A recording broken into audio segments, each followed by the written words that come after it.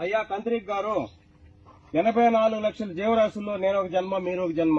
నేను మీకు హాని తలపెట్టే ఉద్దేశం నాకు లేదు. మిమ్మల్ని నేనేమి అన్ను.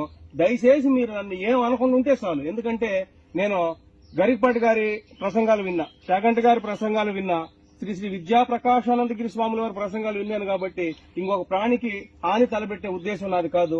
నేనేదో రిపేర్కి వచ్చినా రిపేర్ చేసుకుని వెళ్ళిపోతాను. మీ స్థావరాన్ని నేను, మీ ఇంటిని నేనేం కలబెట్టను. కాబట్టి దయచేసి నన్ను మీరేమనొద్దండి, నిన్ను నేనేమన్నా. నేను తీసేదని ప్రయత్నం చేస్తున్నాను. కంత్రిక్ గారు నమస్తే. నమస్తే. దయచేసి నన్నేమనొద్దండి, నేను మిమ్మల్ని.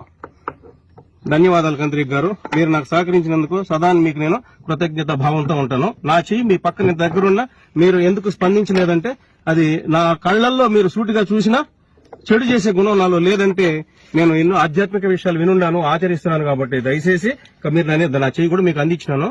దయచేసి మీరు నన్ను ఏమనొద్దండి. ఓకే, ధన్యవాదాలు కంత్రిక్ గారు. ధన్యవాదాలు. నమస్తే.